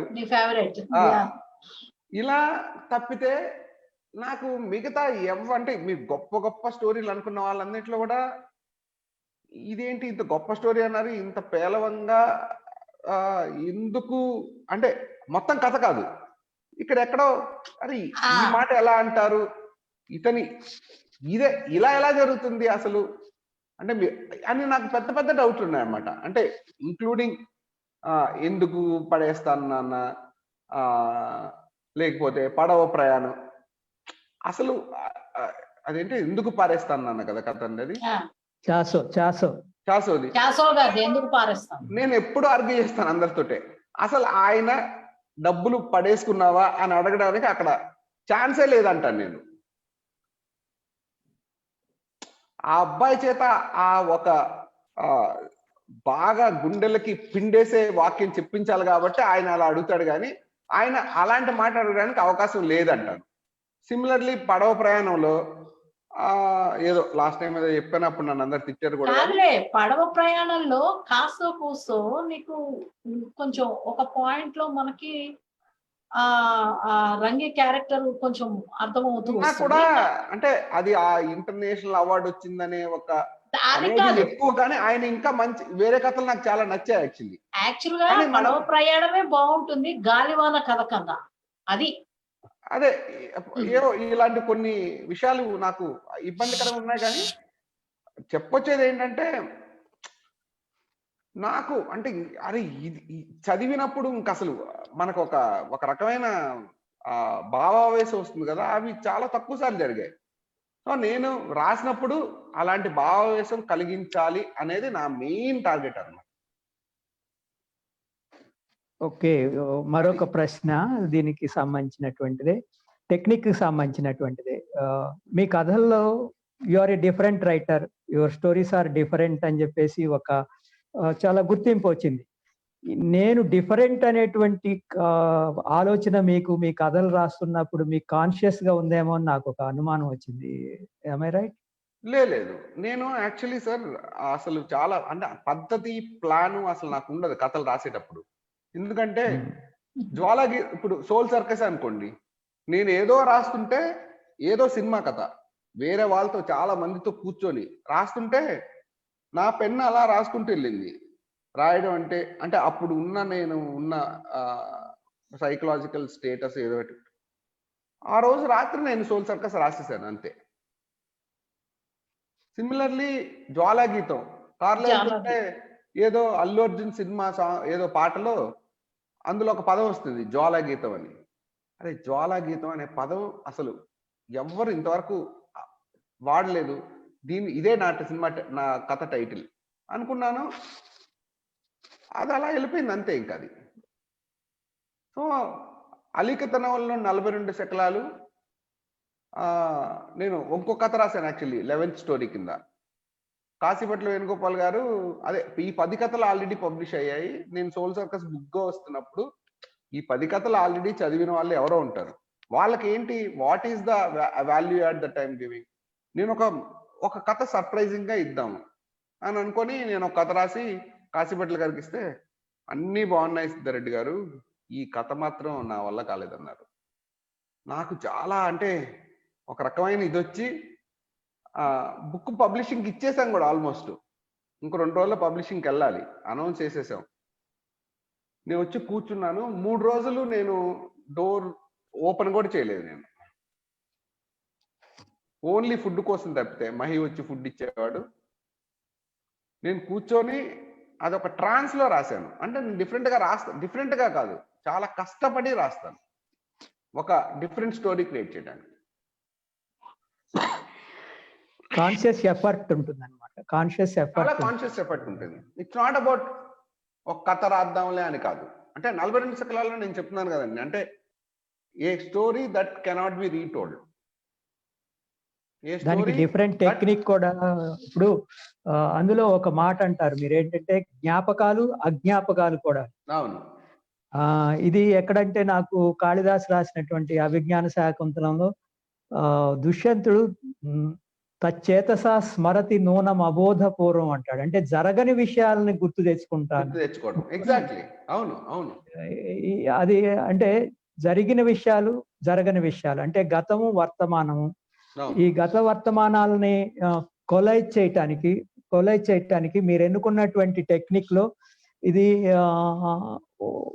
సినిమాటిక్ టెక్నిక్ ఏమైనా, స్క్రీన్ ప్లే టెక్నిక్ ఏమైనా పాటిస్తారా? గురజాడ దిద్దుబాటు కథలో కెమెరా ఒకసారి మంచం మీద ఉంటది, మంచం కిందకి వెళ్తుంది ఇంకోసారి. అంటే ఆ రోజుల్లోనే ఆయన ఆ టెక్నిక్ పాటించారు. మీరు సినిమా రంగంలో ఉండటం ద్వారా సినిమా స్క్రిప్ట్ సంభాషణ శైలి కానివ్వండి, లేకపోతే సన్నివేశ కల్పన కానివ్వండి, మీకు సినిమా బ్యాక్గ్రౌండ్ ఏమైనా ఉపయోగపడిందా? అది ఈ కథలో చెప్పలేను కానీ ఈ కథలో కాదు వేరే కథల్లో. నేను అంటే ఓవరాల్ గా కథలో నేను అంటే ఎంచుకునే ఇంకొక టెక్నిక్. నేను చాలాసార్లు ఆంధ్రజ్యోతిలో ఆదివారం సాక్షిలో వస్తాయి కదండి, ఎక్కడో టీ షాప్ దగ్గర ఎక్కడో చూస్తాను నేను, పేపర్ అని తెప్పించను. చూసినప్పుడు ఫస్ట్ ఒక 2-3 పారాగ్రాఫ్లు చదువుతాను. అలా చూసేసి, అంటే నేను చదవడానికి చాలా ఫాస్ట్ చదువుతాను, తెలుగు నేను విపరీతమైన ఫాస్ట్ చదువుతాను. సో నేను ఇట్లా స్కాన్ చేసేసి ఓకే అయిపోయింది కథ, ఓకే అర్థమైపోయింది అంతే. కానీ నేను రాసే ప్రాసెస్లో నాది ఎంత లాన్ లీనియర్గా ట్రై చేస్తానంటే, వాడు ఇలా ఫస్ట్ చదివి మధ్యలో ఏదో కొంచెం చదివి లాస్ట్లో ఓహో ఇదా కథ అని అర్థం చేసుకునే పరిస్థితి నేను పాఠకుడికి ఇవ్వకూడదు. నేను నాది ఎక్కడో దగ్గర ఒక 2-3 లైన్లు మిస్ అయితే ఆడికి అర్థం కాకూడదు కథ. సో ఇది సినిమాలో ఏముంటుందంటే అండి, సినిమా స్క్రీన్ ప్లే రాస్తున్నప్పుడు ఆ సీను తీసేస్తే కూడా పాఠకుడికి అర్థం అవుతుందా విషయం, అలాంటప్పుడు ఆ సీన్ వేస్ట్ అనేది. ఎడిటింగ్ అదొక టెక్నిక్. సో అందుకనే నేను చాలా వరకు నాది జంపింగ్ బ్యాక్ అండ్ ఫోర్త్ ఉంటుంది. రెండోది, I won't divide them into easier sections. అంటే ఈ సెక్షన్ మొత్తం లేపేస్తే కూడా వాడికి ఉన్నట్టు. మీరు ఎస్పెషల్లీ స్పీడ్ ఇంటూ టైం చూస్తే the transitions between scene to scene Yeah. Are from cinematic film editing నుంచి వచ్చినవే. అంటే అక్కడెక్కడో అయిపోయింది, ఇక్కడ ఈ డైలాగ్ ఇక్కడ ఓపెన్ అవడం, అక్కడ ఎండ్ Yeah. ఇక్కడ స్టార్ట్, ఇవన్నీ కొంత తలుపులు ఇక్కడ మూస్తే అక్కడ తెరుస్తారు. సో ఇలాంటివన్నీ సినిమా నుంచి వచ్చినవే, కానీ నేను వాడాలి కదా అని వాడినవి కాదు. So that's why you can see that it has very natural flow, the amalgamation of both the techniques of film. ఇంకో మాట అంటారు మీరు, జనరల్ గా ఏమంటారంటే నీకు జరిగింది కాదు నీలో జరిగేది కథ అంటారు. అది యాక్చువల్లీ ఒక పదంలో తప్పు ఉంది సార్. నీకు జరిగిందే కాదు నీలో జరిగింది కూడా అని పెట్టా తర్వాత. ఓకే, అట్లా మార్చుకున్నారా? కొంచెం తర్వాత మార్చుకున్నారా? అంటే మార్చలేదు, అది my intention was always. Okay, ఒక పదం యాడ్ అయితే ఇంకొంచెం మీనింగ్ ఎలా అంటే మోర్ మీనింగ్ఫుల్ గా ఉంటుంది. మనం జనాలు చాలా సార్లు మనకు అంటే లోపల జరిగిందే కథ, జరిగిందే కథ కాదు, జరిగింది కూడా కథే. నిజమే. ఇప్పుడు లోపల జరిగినటువంటి విషయాన్ని సినిమా స్క్రీన్ ప్లే పట్టుకోలేదు. ఈ కథలోంచే ఒక ఉదాహరణ ఇస్తాను. ద గేమ్స్ వి ప్లేలో ఏంటంటే వాడు తాజ్ బంజారాలో వెళ్తూ ఉంటాడనమాట. అవి ఆటోమేటిక్ గా వెలిగేటువంటి లైట్లు ఇట్లా అట్లా మూవ్ అవుతున్న కొద్దీ వెలుగుతుంటాయి కదా. అక్కడ మీరేమంటారంటే అతన్ని స్వాగతిస్తూ వస్తున్నావా అని అడిగినట్టుంది ఆ లైట్ అంటారు. ఇది మీకు సినిమాలో చెప్పటం సాధ్యం కాదు. అంటే సినిమా కథకి సాహిత్య కథకి తేడా ఉంది కదా, తేడా ఉంది కదా. దేన్ని ఎక్కువ ఎంజాయ్ చేశారు మీరు? దేన్ని ఎక్కువ ఎంజాయ్ చేశారు మీరు? అంటే సినిమా కథ చెప్పటానా సాహిత్యం కథ చెప్పటానా? మీరు ఎన్ని సినిమాలు తీసినా me go ask any director, ఈరోజు క్వెంటిన్ టారెంట్ కూడా పుస్తకం రాస్తున్నాడు. బుక్ లో ఉన్న కిక్, సాహిత్యంలో ఉన్న కిక్కే వేరు. Wow, imagination is totally different. Because ఎంత సెల్యులాయిడ్ మీరు ఎంత సినిమా తీస్తే ప్రతి ఒక్కడు అదే చూస్తాడు. కానీ అయితే మరి మీరు 1% సాహిత్యానికి ఎందుకు ఇస్తున్నారు? 99% సాహిత్యానికి ఇచ్చి 1% కేపబిలిటీ లేదు సార్ నాకు. I'm not capable enough to అంత రాయడానికి నాకు లేదు. నేను it is just one arrogant way of showing that somebody like me who doesn't know anything about literature can write, can do so much. మరి సాహితీ వ్యవసాయం, సేద్యము వీళ్ళందరూ చేద్దాం అనుకునే వాళ్ళు సోల్ సర్కస్ చాలా అన్నారు మీతోటి. Go and do Soul Circus అని ఎవరన్నా మీతో? ఎవరం లేదు, నేనే అందరికి చెప్తుంటాను. మీరే అందరికి. సరే, కొన్ని ర్యాపిడ్ క్వశ్చన్స్ నేను మీకు ర్యాపిడ్ ఫైర్ లాంటి క్వశ్చన్స్ అడుగుతాను. నా మీద కెమెరా వద్దు శ్రీశైల్ రెడ్డి గారు, మొత్తం కెమెరా వెంకట సిద్ధారెడ్డి గారి మీద. నేను ప్రశ్నలు మాత్రం అడుగుతాను, మీరు వెంటనే చెప్పాలి. ఓకే, పెరుగన్నం ప్రేమ ఏది ఎక్కువ కోరుకుంటారు? ప్రేమే సార్. ప్రేమ కోసం పెరుగన్నాన్ని, ప్రేమను వదులుకుని పెరుగన్నం కోసం పరిగెత్తిన చిత్వాన్ని ఏమంటారు మీరు? పిచ్చాడు అంటారా? చిత్వాన్ని నేను కాదు కదా, వాడి పిచ్చాడు. ఓకే, వాడి మనసు అరణ్యం అన్నమాట. సినిమా సాహిత్యం వదిలేయాల్సి వస్తే దేన్ని వదులుకుంటారు? సాహిత్యాన్ని వదులుకుంటాను. ఎందుకు వదులుకోవటం? రెండు బాగుంటాయి అన్నట్టు. ఎవరు లేరు సార్ నాకు, సినిమాల్లో చాలా మంది ఉన్నారు. మేమందరం ఉండే కదా మిమ్మల్ని కోరుకుని ఇక్కడ మాట్లాడటానికి వచ్చింది. అంటే అక్కడ ఎక్కువ మంది ఉన్నారు యాక్చువల్లీ. ఓకే, జీవితం మృత్యువు ఏది మిమ్మల్ని ఎక్కువ ఆలోచింపజేస్తుంది? మృత్యువే. మృత్యువు లేని జీవితం కాదా? మృత్యు ఉండాలి సార్. మృత్యు ఉంటుంది తప్పనిసరిగా. మృత్యువు వైపు చూడని జీవితం ఉంటుంది కదా. కాదు, అంటే మృత్యువు అది అల్టిమేట్, కానీ అది వచ్చే వరకు జీవిస్తాం కదా. సో దాన్ని ఎలా మనం ఆ ఫ్యాక్ట్ ని యాక్సెప్ట్ చేస్తాం అనేది చాలా ఇంపార్టెంట్ నాకు. గతం, వర్తమానం ఎక్కడ జీవించడానికి ఎక్కువ ఇష్టపడతారు? గతం. సినిమా నిర్మాణమా దర్శకత్వం ఏది భవిష్యత్ కార్యాచరణ? 2021లో ఒక సినిమా డైరెక్ట్ చేస్తున్నాను, ఒక సినిమా ప్రొడ్యూస్ చేస్తున్నాను సార్. రెండు. ఓకే, సాహిత్య రచన, ప్రచురణ ఏది మీ మనసుకు దగ్గరైంది? ప్రచురణ ఆపేస్తున్నాను సార్ ఇంకొక 6 నెలలు 3 నెలలు, మహా అంటే 3 నెలలు 4 నెలలు రచనే. ఓకే. వ్యాపారం, కళ ఈ రెండు కలవటం సాధ్యమా? డెఫినెట్ గా చాలా ఈజీగా నేను చేస్తున్నాను కదా. నెల్లూరు, హైదరాబాద్ ఏది మీకు ఎక్కువ ప్రేరణ? నెల్లూరు అంటే చాలా చిరాకు సార్, పరమ చిరాకు నాకు. అక్కడ అంటే బికాస్ ఆఫ్ వేరియస్ కండిషన్స్ అక్కడ ప్రజలు వేరే విచిత్రంగా ఉంటారు. ప్లస్ నీట్ గా ఉండదు సార్ నెల్లూరు, పందులు తిరుగుతుంటాయి అక్కడ, ఇంకా ఓపెన్ డ్రైనేజ్. ఎన్ని సంవత్సరాల నుంచి చూస్తున్నా అదే, మార్పే లేదు. కానీ అన్ని వచ్చాయి, మెక్డొనాల్డ్స్ వచ్చాయి, కేఎఫ్సి వచ్చాయి, అవన్నీ వచ్చాయి. హైదరాబాద్ నెల్లూరులో దొరుకుద్ది, హైదరాబాద్ లో నెల్లూరు దొరకదు. అవును. సాహిత్యం మీకు ఛాన్సా, చాయిసా? ఛాన్స్ సార్, చాయిస్ అసలు లేనే కాదు, ఛాన్స్. పెయిన్ ఆర్ గెయిన్ ఏది కళాత్మకంగా రూపొందుతుంది? పెయినే, డెఫినెట్లీ పెయిన్. ఓకే. మీరు ఇచ్చినటువంటి సమాధానాల నుంచి నేను కొన్ని మీ కథలతోటి అన్వయిస్తూ, మీ కథల్లో ఎక్కువ ఏదో తెలియని పెయిన్ ఉంటుంది. ఏంటి ఆ పెయిన్ అసలు? ఎందుకు ఆ pain? We all lead painful lives, sir. Ante. We all lead painful lives. Who is having a happy life? అంటే సాహిత్యం అంటే కథ అంటే పెయినేనా? జీవితం అంటే పెయినేనా? ఇంకా వేరే అంశాలు ఉన్నాయి కదా? అంటే రిలేటివ్లీ మనం పెయినే జీవితం యాక్చువల్లీ. ప్రేమ కూడా పెయినే. ప్రేమ కూడా పెయినే, యా. ఓకే. ఇందాక ఒక మాట అనుకున్నాం కదా, సినిమాకి సాహిత్యానికి. మణిగారు మొదట్లో మీరు బ్రిడ్జ్ కడుతున్నారని చెప్పేసి అన్నారు. మీరు ఆమె అన్నారు. సరే, ర్యాపిడ్ ఫైర్ అయిపోయింది, దాన్ని బేస్ చేసుకుని కొన్ని అనుబంధమైనటువంటి ప్రశ్నలు. సినిమాకి సాహిత్యానికి వారధి కడుతున్నామని అనుకుంటున్నారు మీరు, లేదా మీ కొంతమంది మణి లాంటి వాళ్ళు, నాలాంటి వాళ్ళు.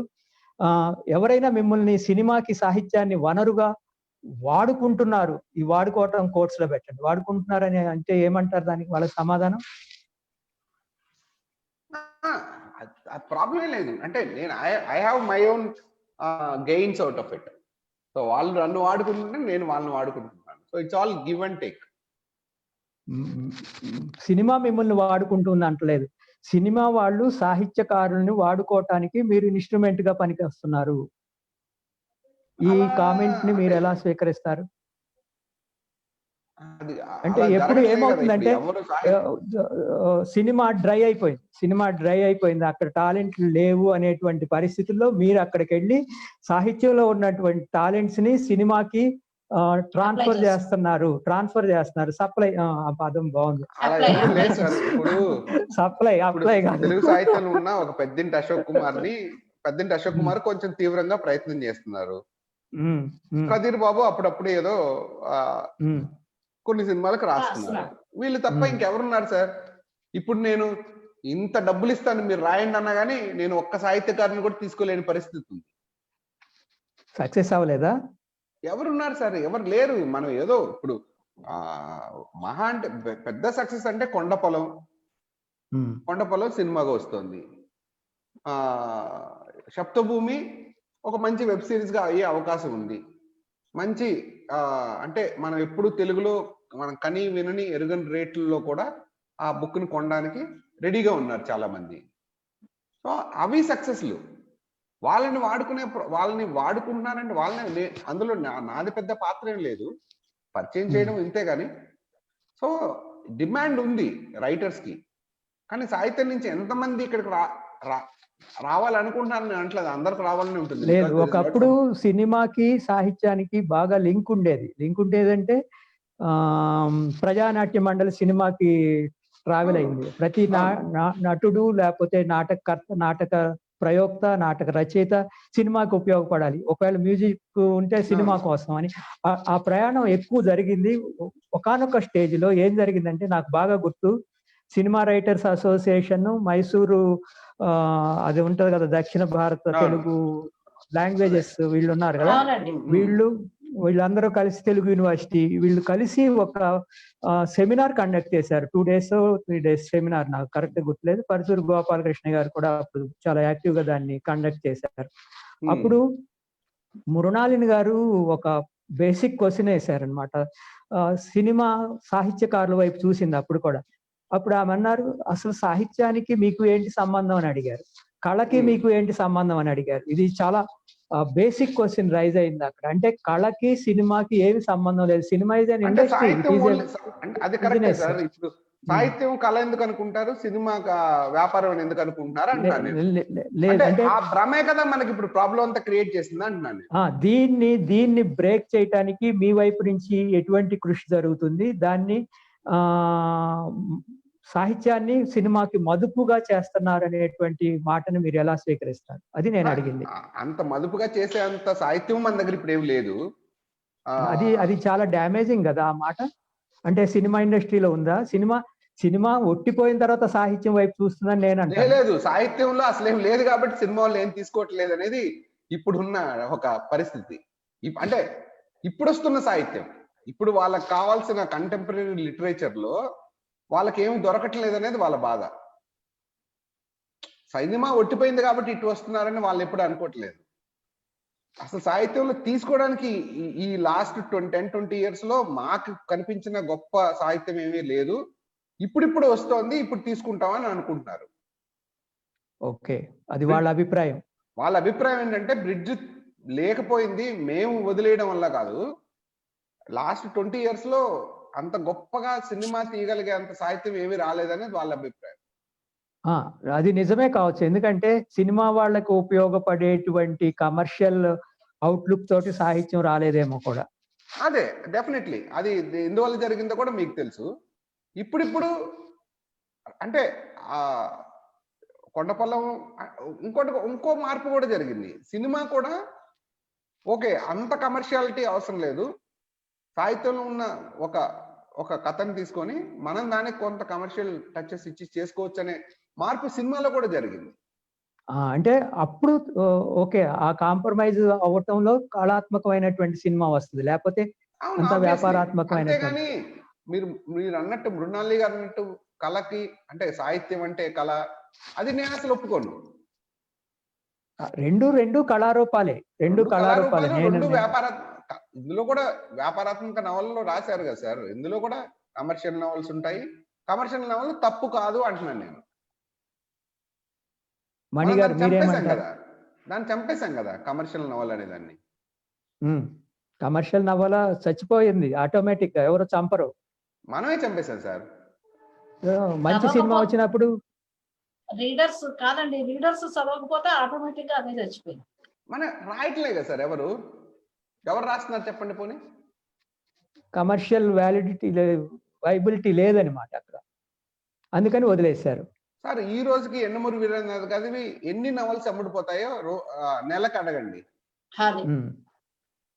మధుబాబు గారివి ఎన్ని షాడో నవల్స్ అమ్ముడుపోతాయో యూనివర్సల్ బుక్ షోరూమ్ లో ఈ రోజు జస్ట్ ఊరినే వాళ్ళతో మాట్లాడుతుంటే మీరు వెళ్ళి అడగండి. ఉంది దానికి బిజినెస్ ఉందా? What is the best sold book ఈ రోజు వెళ్ళి అడగండి. అక్కడికి వెళ్ళి ఇంకా ఎండమూరే చదువుతున్నారు, ఇంకా మధుబాబే చదువుతున్నారు. అంటే అదే సాహిత్యమా? నేను అదే అంటలేదు. అది సాహిత్యమే, ఇది సాహిత్యమే అంటున్నాను సార్. అది దాని ఉపయోగిత ప్రయోజనం ఇవన్నీ కూడా డిబేట్ కి వస్తాయి కదా అప్పుడు. అది అంటే ఇప్పుడు అదే కదా సార్. ఇప్పుడు ఉపయోగకత అనేది దేనికి ఉపయోగకత? నాకు నేను రిలాక్స్ అవ్వడానికి మనో వికాసం ఒక్కటే కాదు కదండి. ఇప్పుడు నేను అలిసిపోయి ఇంటికి వచ్చాను, అప్పుడు నేను ఏదో రిలాక్స్ అవ్వడానికి ఒకటి చదువుతాను. ఆ రిలాక్స్ అవ్వడం తప్పు అనేది మీరు ఎలా డిసైడ్ చేస్తారా అంటున్నాను నేను.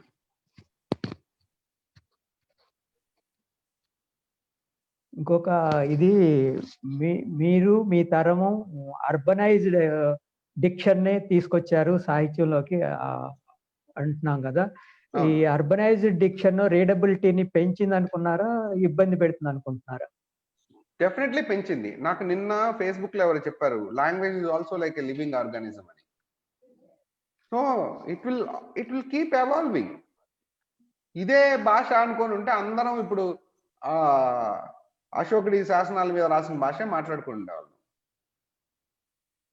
అంటే దానికి కారణము సాహిత్యంలోకి రూరల్ లైఫ్ నెమ్మదిగా తగ్గుముఖం పడుతుంది, అర్బనైజేషన్ ఎక్కువ అవటం వలన అర్బనైజ్డ్ లిటరేచర్ కూడా వస్తుందని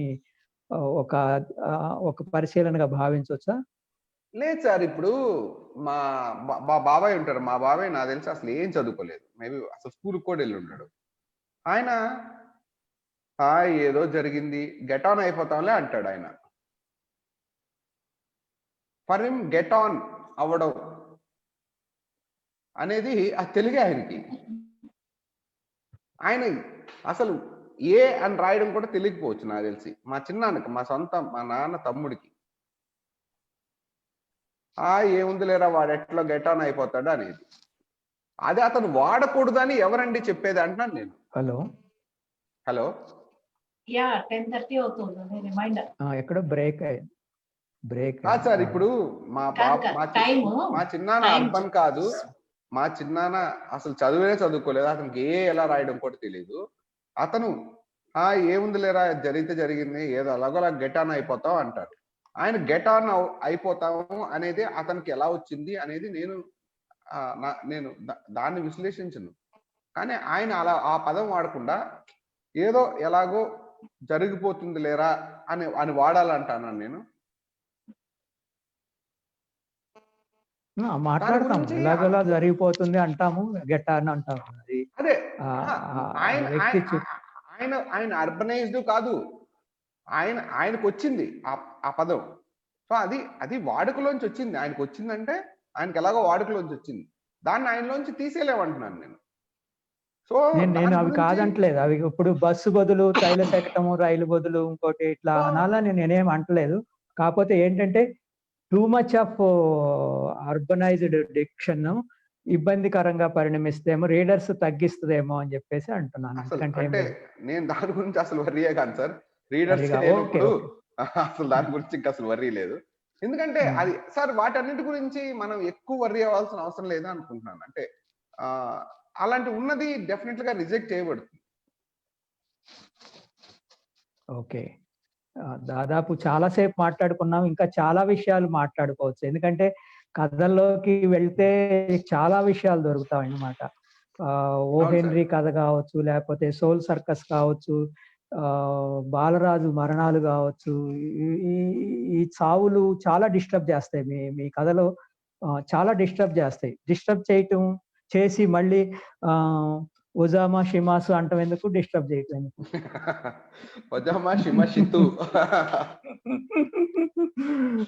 చాలా ఇబ్బంది పెడుతున్నారు కదా కథల ద్వారా మీరు. మనుషుల్ని లోపల చూసుకోమంటున్నారు, మనుషుల్ని చుట్టూ చూడమంటున్నారు. అందుకే నెక్స్ట్ నా బుక్ కి విడుదల అని పెట్టాను. సో అందరినీ దీని నుంచి విడుదల. ఓకే, లిబరేషన్ కాదు, విడుదల. విడుదలే. ఓకే, శ్రీశైల్ గారు కూడా వచ్చారు.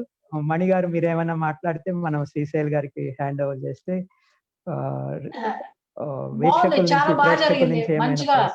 చాలా లైవ్లీ ఇంటరాక్షన్ అయింది ఇవాళ, with meaningful and quality subject తోటి.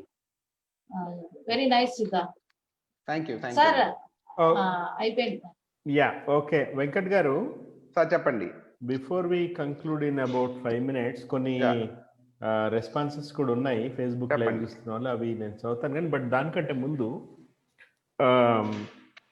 లిటరేచర్ని ఒక బిజినెస్ మోడల్గా చేసిన తీరు చాలా అద్భుతంగా అనిపిస్తుంది నాకు. కంగ్రాచులేషన్స్.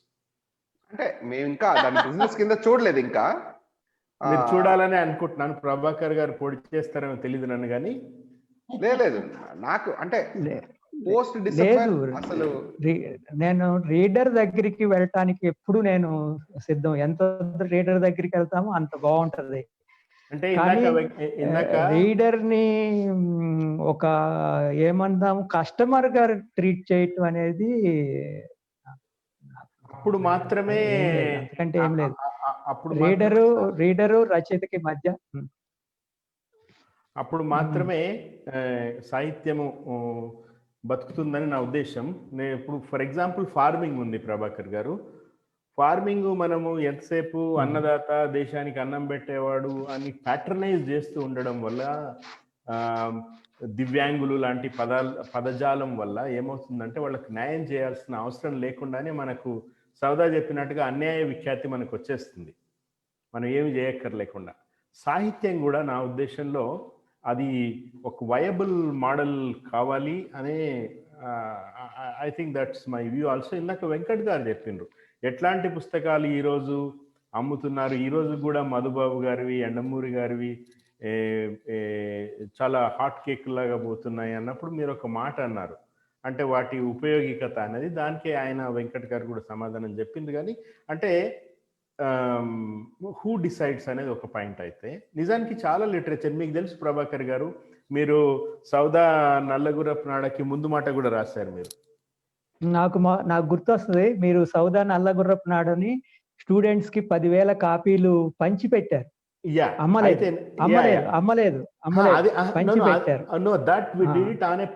ఒక పర్పస్ కోసం చేశాం అది. అయితే ప్రతిదానికి ఒక పర్పస్ ఉంటుంది. అయితే ఈ రోజు కూడా మీరు నవోదయకు పోయినా ఎక్కడ పోయినా నల్లగుర్రపు నాడ కావచ్చు, even Ambedkar annihilation of cost 1495 రూపాయలు పెట్టిన ఒక ఉద్గ్రంథం కూడా ఈరోజు కాపీస్ లేవు. ఐ థింక్ కంటెంట్ ఉంటే, విషయం ఉంటే, దాన్ని కొనడానికి పాఠకులు సిద్ధంగా ఉంటే మనకేం సమస్య? సో యా, సో సరే, మనం మళ్ళీ కూడా మాట్లాడుకోవచ్చు. కానీ కమర్షియల్ వయబిలిటీ అనేది నేను ఉండాలని అనుకుంటాను, ఎందుకంటే అది బతకాలి. First point for the very purpose. ఏదో ఒక పుస్తకం చదివినోడే కదా సార్ తర్వాత కరెక్ట్ పుస్తకం చదువుతాడు. యా, అయితే ఒక్కసారి మనకు వచ్చిన కామెంట్స్ చూద్దామండి.